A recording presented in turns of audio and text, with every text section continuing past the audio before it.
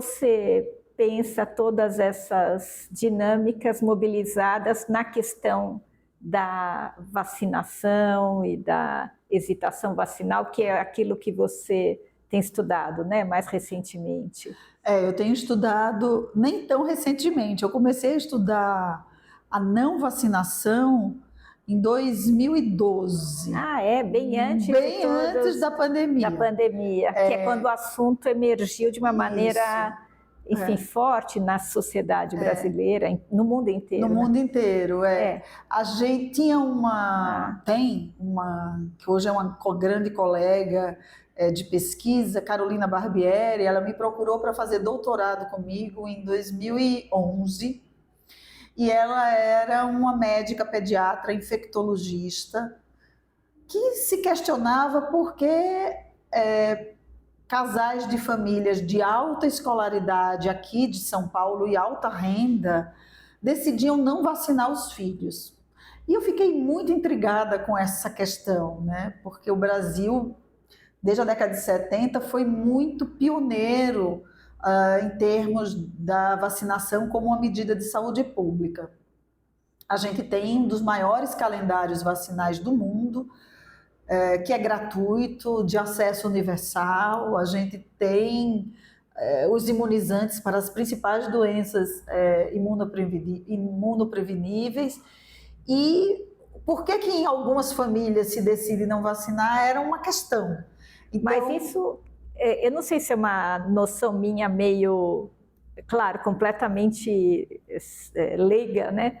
Mas parecia serem poucas famílias, né? Uma coisa mais famílias mais alternativas ou não? Ou então, como é que era isso? No começo parecia ser esse o fenômeno, mas a gente pode dizer que não é apenas de famílias mais alternativas ou que buscam, por exemplo, outras racionalidades médicas como antroposofia ou homeopatia, porque se fossem só essas famílias, a gente não tinha quedas nas coberturas vacinais como a gente assiste hoje, né?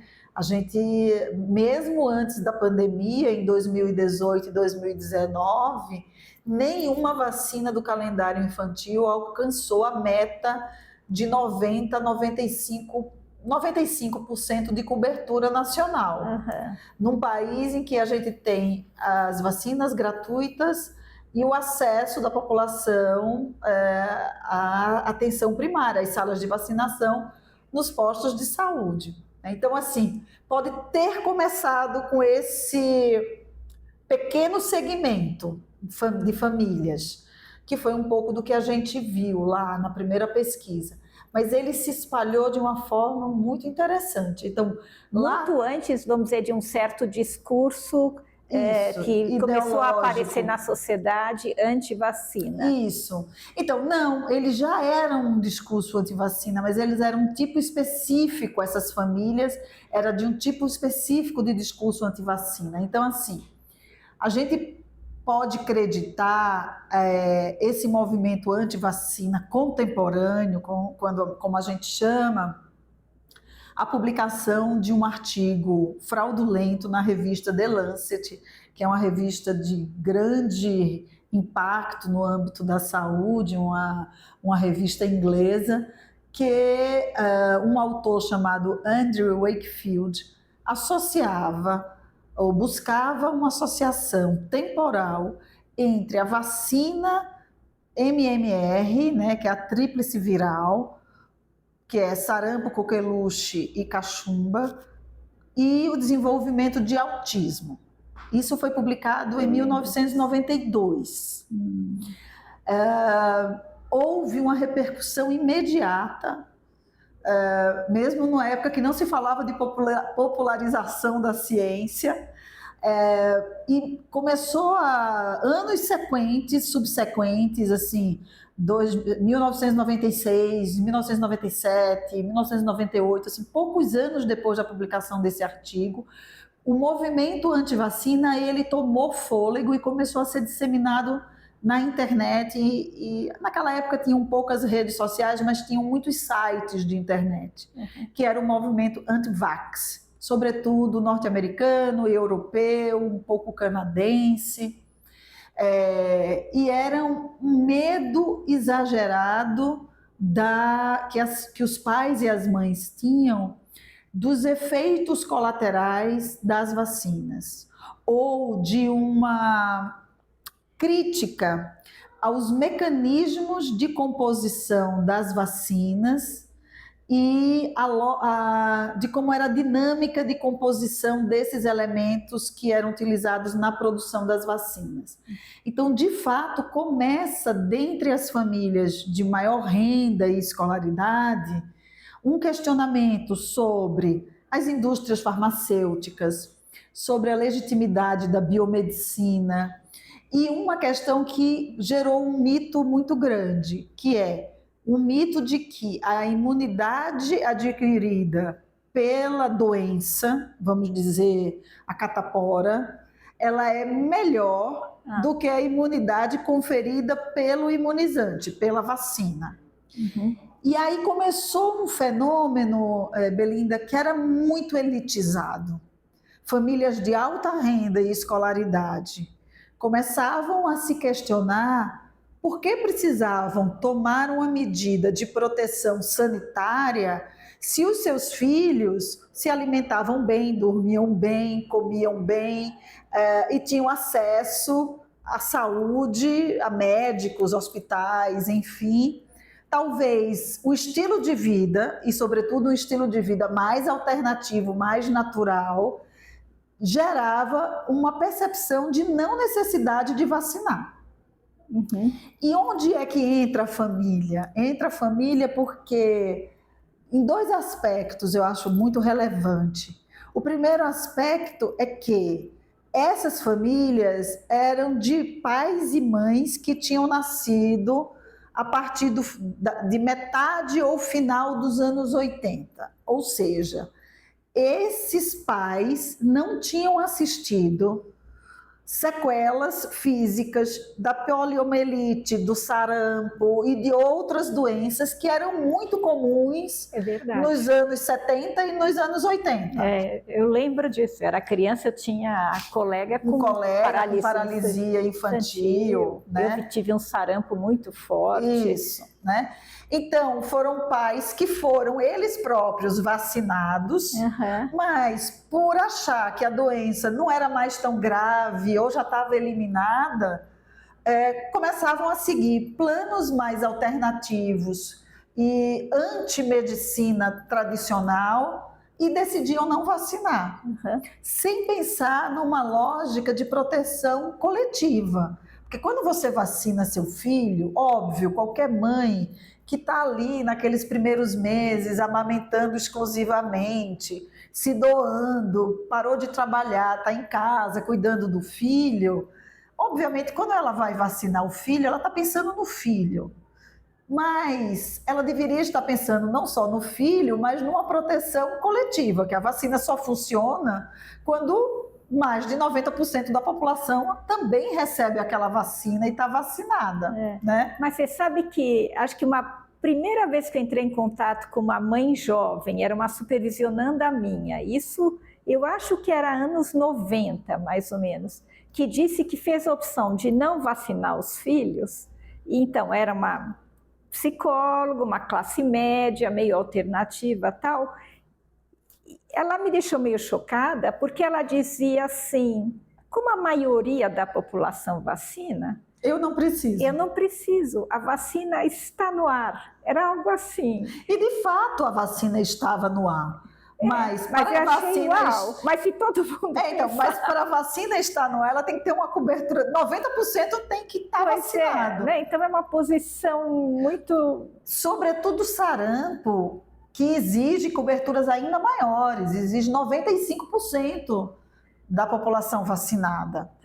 E a transmissibilidade do sarampo é muito alta, né? Ela é pouco letal, no sentido as pessoas morrem pouco de sarampo, mas as pessoas pegam muito rapidamente o sarampo. Ela é muito mais do que a Covid, por exemplo, a rapidez da transmissão do vírus, né? E pode ser muito sofrido o processo. Pode ser muito sofrido, você pode ter problemas de audição, né? Você pode ter, né, inúmeros, assim, pode afetar bastante, né? Então, eu acho que tinha essa dimensão lá no começo. Então, o primeiro estudo, que foi o da Carolina Barbieri, a gente analisou dentro de uma leitura do Gilberto Velho, um antropólogo do Museu Nacional, que estudava famílias em contextos urbanos no Rio de Janeiro, de que essas famílias elas viviam projetos de autonomia e de autonomia pessoal e parental. E era essa autonomia que fazia elas escolherem se vacinar os filhos ou não vacinar. O que é que vai acontecendo depois, né? Eu acho que isso é fruto de uma sociedade que vai tendendo cada vez mais ao individualismo, e esse ideário individualista entra na dinâmica da família. Eram casais jovens, começa a ter casais cada vez mais jovens, que não utilizam da memória coletiva dos seus pais ou das gerações passadas sobre a doença. Então, tem uma crise geracional familiar. Interessante. E tem uma coisa que eu acho que é ainda mais interessante. Tem um elitismo de classe, do tipo, eu posso não vacinar meu filho. Não é dito dessa forma explicitamente, mas já aparecia ali. Então, foram esses elementos que a gente identificou nos nossos primeiros estudos que a gente publicou. Aí depois eu retomo a questão da vacinação em 2019, pouco antes da pandemia, com uma outra doutoranda que estava pensando em fazer um estudo de famílias que usavam o SUS, ou seja, os serviços públicos, e famílias que usavam os serviços privados em duas capitais brasileiras, Florianópolis e São Luís do Maranhão, que são muito distintas, né? IDH diferente, características regionais muito diferentes, né? E aí chegou a pandemia. Quando chegou a pandemia, a gente estava entrando em campo para fazer as entrevistas e a gente teve que remodelar a pesquisa.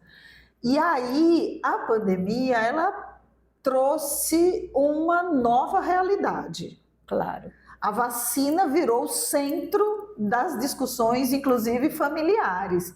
Não a do calendário regular das crianças, mas as vacinas de Covid. Mas o calendário regular foi também muito afetado. Ele foi afetado no sentido de que em 2020 e 2021, muito menos crianças foram vacinadas.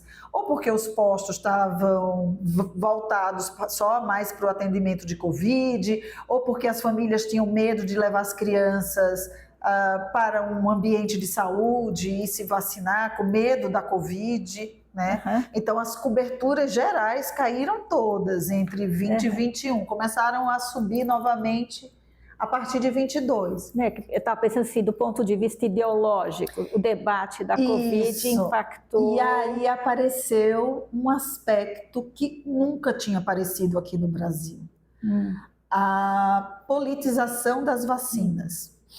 E as tensões dessa politização entre os casais ou dentro da família. Claro, a pandemia nos jogou como membros de família um contra os outros, né? Quem seguia as recomendações sanitárias, quem não seguia, quem acreditava na gravidade da pandemia e quem desacreditava, quase que um pouco quem era de direita ou quem era de esquerda. Isso. A tomada de decisão, a tomada de posição dentro da família era isso. Então eu lembro que no Natal de 2020 a grande questão era não podemos nos encontrar, vamos nos manter no distanciamento social, né? E a grande questão no Natal de 2021, quando já começou um pouco a circular, né? Já tinha começo da vacina, né? Já tinha vacina, né? era como é que a gente vai fazer quando a gente encontrar aquele tio ou aquele avô que acredita ainda que a pandemia não existe ou que é uma invenção dos chineses ou de Bill Gates, que quer implantar um chip nas pessoas a partir da vacinação, né? Então, veja como as famílias foram muito mobilizadas, né? Aliás, toda a sociedade e a família. E aí a gente se voltou para fazer esse estudo e aí a gente ainda foi, Camila conseguiu uma bolsa e ela foi passar 7 meses na África do Sul. Então aí a gente ainda juntou com pesquisa de campo com famílias de Cape Town, na África do Sul. Então temos publicado várias coisas sobre família, vacinação. E então eu acho que a vacina, sobretudo depois da pandemia, ela revela muito do que é a dinâmica familiar contemporânea, cheia de tensões e cheia de embates, né? Não só as tensões de discordância, mas um embate mais explícito entre os membros do casal. Porque antes, nas décadas de 70 e 80, né, nas nossas décadas, vamos dizer assim, vacinar era algo que estava dado. Sim. Dentro de uma ideia de uma cultura da vacinação que era muito importante no país. E que as famílias queriam e viviam como, né, o país se via como uma conquista, como né? uma conquista. A gente tem ter cobertura vacinal. A gente tem textos que chama de civismo imunológico. Todas as famílias se vacinavam. Tinha as campanhas de, sobretudo, das gotinhas. Foi aí que foi criado o personagem Zé Gotinha, enfim, né? Mas agora a vacina é um elemento de disputa. E de disputa dentro da família, porque afinal de contas, quem decide vacinar é a família, sobretudo a vacinação de crianças. E ao mesmo tempo, em paralelo, ocorre um processo ao longo dos anos 90 e anos 2000 nas famílias brasileiras, que eu vejo assim, as mulheres vão solicitando maior participação dos homens no cuidado dos filhos, nas decisões da família sobre a saúde, na presença dele, na divisão das tarefas domésticas, né? Nesse trabalho reprodutivo. Esse é um fenômeno paralelo que não tem nada a ver com a pandemia, é um fenômeno dos anos 90 e dos anos 2000, né? Essa busca de um maior igualitarismo entre homens e mulheres nas famílias. Isso, né? Você vê em todas as classes sociais. Eu vejo em todas as classes sociais. Eu vejo em todas as classes sociais. E aí, agora, essas mulheres, elas têm que ouvir a opinião dos maridos sobre a vacinação. Porque se elas exigiram tanto que eles tomassem parte de assuntos que eram antigamente vistos como corriqueiros na família, elas agora vão ter que ouvir as partes, né? Os seus companheiros, maridos, enfim. E aí as discordâncias de gênero ali dentro da família aparecem de uma forma... Pela vacina a gente consegue ver como esses casais manejam as discordâncias de gênero, as discordâncias na tomada de decisão de vacinação, sabe? E que deve se espelhar em outros temas, que eu não tenho estudado, mas provavelmente vai se espelhando também em outros temas, né? Mas é muito interessante, né? E a tua fala vai sugerindo que, de alguma maneira, essa hesitação, às vezes a decisão por não dar a vacina, tem a ver mais com a voz masculina, assim? Em geral, quando vocês entrevistam casais, é isso ou se distribui igualmente? Não, tem particularidades. Então, assim, desde a nossa primeira pesquisa, lá em 2011, A gente inovou metodologicamente, porque naquela época a gente selecionou, naquela época não existia o termo hesitação vacinal. Esse termo só foi cunhado pela OMS, Organização Mundial de Saúde, em 2014. Então, quando a gente começou a investigar, os poucos estudos na literatura qualitativa que tinham usavam o termo pais não vacinadores, não usava hesitantes. O não vacinador é aquele que não vacina, de nada.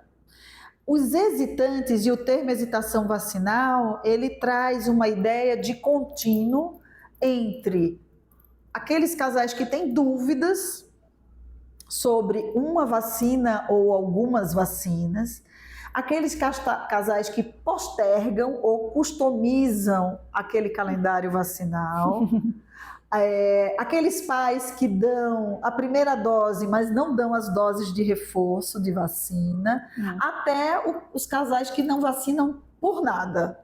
Então, o termo hesitação vacinal é um termo mais abrangente. Melhor. E por ele ser mais abrangente, dá para a gente olhar com mais profundidade as nuances nas dinâmicas da família, né? Claro. Uhum. Então, lá no começo, voltando à sua pergunta, eram praticamente, nos primeiros estudos que a gente fez, eram praticamente as mulheres que, ao engravidarem e começarem a participar de grupos de gestantes, de parto humanizado e de perspectivas mais alternativas de cuidado da gestação, do parto e do puerpério, elas se aproximavam de alguns ideários, por exemplo, que a imunidade natural é melhor do que a imunidade da vacina, e elas começavam a questionar por que tanta vacina. Por que o calendário vacinal começa a vacinar as crianças tão cedo, né? E aí, como elas se filiavam muito a alguns pediatras, doulas, parteiras alternativos, no sentido da homeopatia, antroposofia, elas faziam esse tipo de questionamento, começavam a acessar determinada literatura que era divulgada nesses grupos, tendenciosas, muitas dessas literaturas. Eu não chamaria ainda de fake news. Fake news é um fenômeno mais recente, mas era uma literatura muito tendenciosa, e elas chegavam para os maridos, apresentavam 2 ou 3 estudos e diziam assim: olha, não tem mais catapora, isso é leve a catapora, não tem grandes complicações, a gente não precisa dar vacina de catapora. Ou então, a vacina para a hepatite, que se dá ainda na maternidade, a gente não precisa dar. O filho da gente não vive em ambiente, não vai viver em ambiente insalubre. A vacina da hepatite, que se dá na maternidade, ela é muito mais importante para famílias que moram em barracos ou favelas ou lugares que não têm condições de saúde. Então, eram as mulheres que traziam para os homens, e eles ficavam assim: mas gente, todo mundo sempre se vacinou, o que é que eu vou fazer agora? Agora minha mulher vem com essa coisa, e ao mesmo tempo ela está tão envolvida, né? Cuidando tanto dessa gravidez, tão envolvida com as questões desse parto, que vai ser ou em casa, ou vai ser parto normal, enfim. Então eles foram meio pegos de surpresa. Raros eram os pais que tinham estado fora do país ou estudado fora, ou vinham de famílias que tinham composições estrangeiras, vamos dizer assim, não brasileiras, e lá, como o movimento é mais antigo, né, esse movimento mais alternativo contra a vacinação, e aí eles diziam assim: mas lá fora não se dá tanta vacina, porque então lá fora o calendário vacinal era muito diferente do brasileiro. E as vacinas são pagas em muitos países, como por exemplo os Estados Unidos. Mas o que é que acontece? Tudo vai se transformando, e os papéis de gênero também na família vão se transformando muito. E com a politização da vacina a partir da pandemia de Covid, o que é que a gente assiste? Os homens tendem a ser mais radicais política e ideologicamente do que as mulheres. Agora a gente assiste muitos homens que a gente entrevista, porque a gente entrevista separado, os homens e as mulheres. Era essa a novidade metodológica, sempre acompanhou a gente desde o primeiro estudo. Eram estudados os casais, mas a gente entrevistava separadamente o homem da mulher. Até para ver os dissensos, as discordâncias, né? E agora aparece muito um fenômeno dos homens mais radicais, inclusive mais bolsonaristas, mais se dizendo mais de extrema direita e desacreditando, por exemplo, contra o que aquilo foi daquela passaporte vacinal, contra a ideia de que as crianças deveriam receber uma vacina tão nova como a vacina de Covid, entre aspas. E aí eles dizem para as mulheres não vacinar os filhos.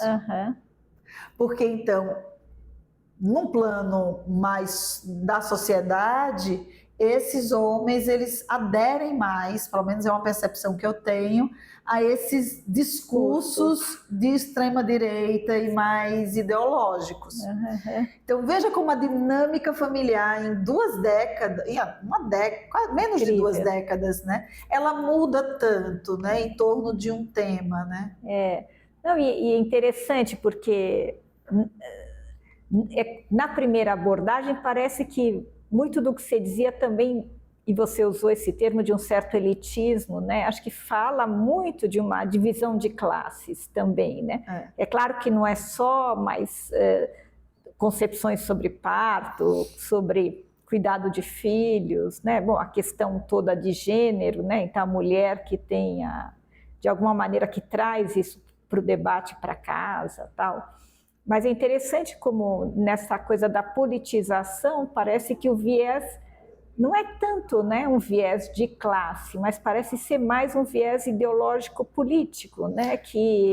Porque eu não sei como é que é isso nas diferentes classes sociais. Eu acho que vai agregando, entendeu? Eu acho que é uma amálgama, a ideologia política é quase como uma amálgama que vai se sobrepondo e se juntando, intersectando com as questões de classe social. Eu não vejo separado. Tanto nas classes mais favorecidas, os mais ricos, quanto também os mais pobres. Tem essa questão. Nos mais pobres, eu diria assim, as camadas mais baixas, os homens têm uma ausência muito importante, né? São geralmente famílias chefiadas por mulheres. Então, mesmo quando esse homem é um bolsonarista radical que não acredita nas vacinas, as mulheres que estão ali na casa contribuindo muito financeiramente e sendo o arrimo de família, elas dizem assim, quem é você para falar? Eu vou vacinar meu filho e pronto. Né? Nas outras camadas sociais tem uma diferenciação, sabe? Então eu acho que tem classe, eu acho que tem um racismo nas famílias, quando as famílias brancas de alta escolaridade de Florianópolis diz, assim um pouco parecido com o que a sua aluna lá atrás dizia, os meus filhos não precisam da vacina. O filho das pessoas pobres que moram na periferia, né, elas precisam. E aí o discurso do outro como da periferia não é só um discurso de classe, é também um discurso de um racismo estrutural. Eu vejo isso, sabe? Nós vemos, né, o grupo de pesquisa. Então, raça e classe está muito imbricado, né? Por isso que eu sempre falo, sabe? Eu tenho buscado trabalhar com uma perspectiva interseccional há pelo menos 10 anos, enfim. E eu digo que a perspectiva interseccional ela é muito boa para estudar as famílias, e no caso assim a hesitação vacinal, porque ela não revela apenas as desigualdades e as opressões. Ela revela o privilégio. Uhum. A gente publicou no final do ano passado um artigo muito bonito que chama Eu vivo num mundo muito burguês, eu não moro na periferia. Aí a gente dá um subtítulo, esse é o título do artigo, mas aí a gente dá um subtítulo que é as questões da hesitação vacinal em contextos de desigualdades no Brasil. Um discurso como esse é um discurso que não está só classe considerado, né? Tem aí um racismo estrutural, porque é um racismo contra um território periférico, né? Eu vivo num mundo muito burguês. É uma concepção sobre o outro. Do eu e o outro, numa divisão muito, né, clara. E aí eu falo sempre que a interseccionalidade ajuda a gente a pensar não apenas a opressão, ajuda a gente a pensar o privilégio, porque em determinadas camadas, para algumas famílias, é possível não vacinar, é possível customizar um calendário vacinal, enquanto para outras que têm necessariamente que usar os serviços públicos de creche, os serviços públicos do SUS, de pediatria ou de atenção primária, né? Ela vai ter que se vacinar. Não tem essa opção. Não tem essa opção. E não customiza. A gente chegou a pegar famílias que tanto o marido e em separado a mulher dizia que tinha grupos de WhatsApp entre eles, entre colegas, que compartilhava contato telefônicos de pediatras alternativos que dava atestado da não possibilidade de vacinar para as crianças. Uau. E elas pagavam caro para ir num pediatra que também não acreditava na vacina e que fazia um atestado para que essa pessoa entregasse na escola, justificando o porquê da carteirinha vacinal não está completa. Então, a que ponto Dá para comprar qualquer coisa? A que ponto chega a dinâmica familiar manejando o seu privilégio de raça e de classe para burlar regras sociais, né? E é curioso porque quando você está falando, né, que o outro precisa da vacina e esse outro é da periferia ou é preto, enfim, né?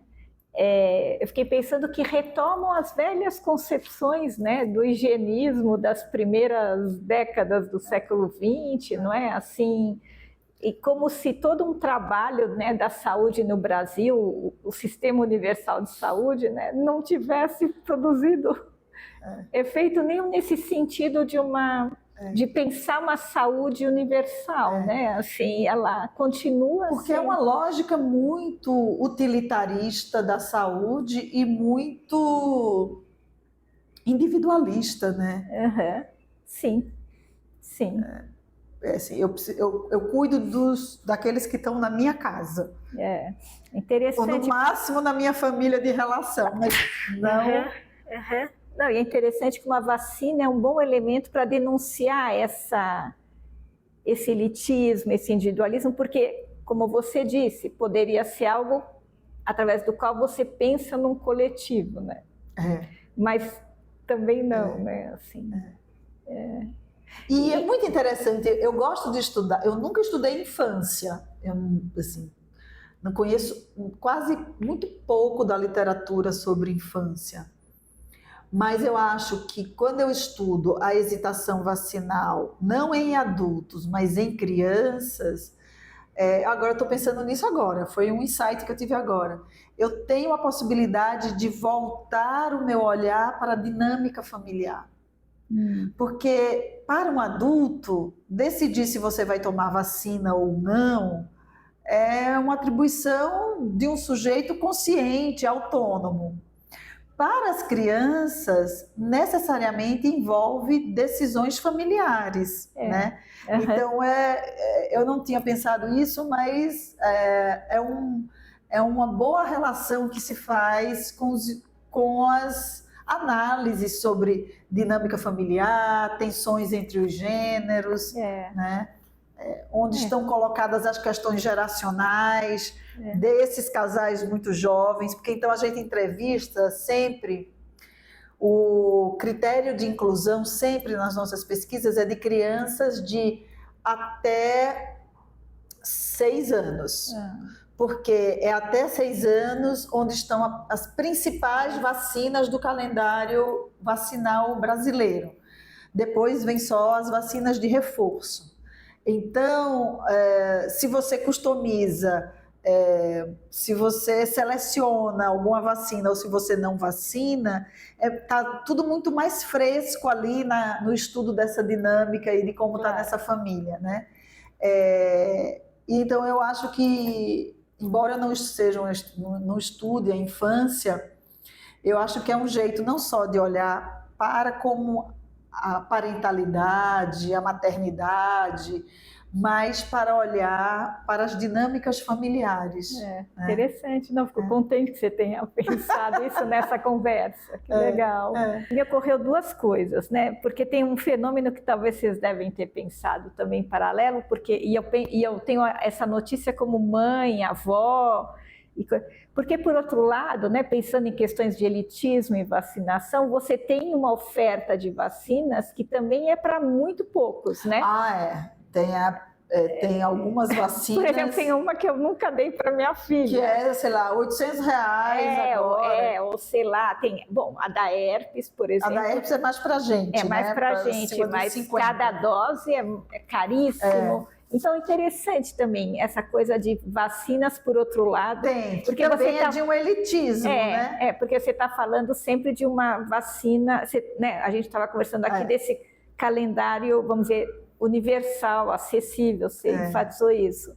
Mas também tem isso, né? Eu não sei se tinha isso quando eu era pequena, eu não tinha notícia, mas cada vez mais, né? Vacinas que são ultra, né? Caras, né? E de difícil acesso, e que você vê que é realmente uma elite. A da herpes, acho que precisa tomar 2 doses. 2 doses, cada um é entre R$700 e R$800. E por aí vai. Tem algumas para crianças que são... Para criança tem algumas específicas.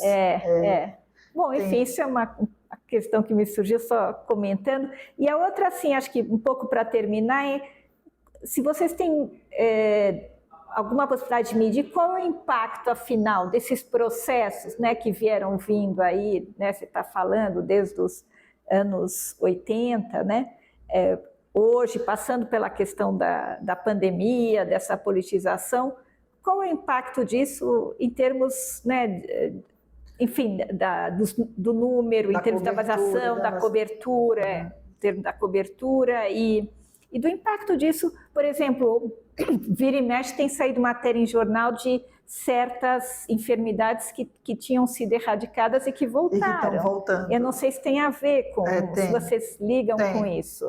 Tem, então assim, porque assim, de fato a gente tem que... a diminuição da cobertura vacinal, ela não é só dependente desse fenômeno da hesitação. Claro. Tem outros aspectos, por exemplo, tem aspectos muito relacionados a se faltou determinadas vacinas durante algum ano específico, ou se em alguns estados do Brasil, por conta do acesso para populações ribeirinhas ou populações de difícil acesso a postos de saúde. Então, não é só a hesitação vacinal, mas a hesitação vacinal é um grande aspecto para responder a essa queda na cobertura vacinal. E, de fato, a gente tem algumas vacinas que são muito, por exemplo, as vacinas, a cobertura vacinal de Covid para crianças é baixíssima no Brasil. A de sarampo tem caído muito, que ainda é quase que uma repercussão retroalimentada desde aquele primeiro estudo lá atrás. Então, a gente tem casos, este ano, de sarampo aqui em São Paulo, em outras cidades do Brasil. Não tem casos autóctones, são aqueles casos que não foram importados. Sempre é relativo a casos que a origem do primeiro caso é uma origem de alguém que esteve fora e veio e trouxe a doença e passou para alguém aqui, né? Mas aí logo depois se criam casos, às vezes em sala de aula, em escola, em creche, porque é muito transmissível, mas o primeiro caso não foi, vamos dizer assim, nacional, que a gente chama de autóctone. Uhum. Então, a gente tem isso, a gente tem uma grande preocupação com a fronteira do Brasil com Venezuela, porque a Venezuela tem apresentado, poucos, mas tem apresentado casos de poliomielite. E a gente sabe que a fronteira do Brasil com Venezuela é bastante problemática, né, nesse sentido de que tem que se fazer uma barreira sanitária para proteger esses imigrantes venezuelanos que vêm para o Brasil, para não trazer uma doença que já foi controlada aqui no Brasil, né? Mas então a gente tem, assim, é uma grande preocupação de saúde pública. A OMS lançou um documento em 2023 dizendo que nesta década a hesitação vacinal é uma das 10 maiores ameaças à saúde global. Uau! Então, claro, muita gente olha para esse fenômeno num plano muito epidemiológico. Eu, como sou antropóloga, olho para responder aquela pergunta. Se a gente tem sistema único, se a gente tem um dos melhores calendários vacinais, se a gente tem as vacinas, por que as pessoas não se vacinam? E a resposta não é única, né? Claro. Porque tem muitas variações das famílias brasileiras, né? Uhum. Para a gente entender como é que isso produz esse fenômeno. Então, acho que é isso que eu tenho estudado, Belinda. Não, muito interessante, importante e, sem dúvida, né, fundamental para pensar em termos de políticas públicas, né? Aí para dialogar, né, tá, com a sociedade. Mas muito obrigada, Márcia, muito interessante. Eu agradeço, muito bom. Muito bom.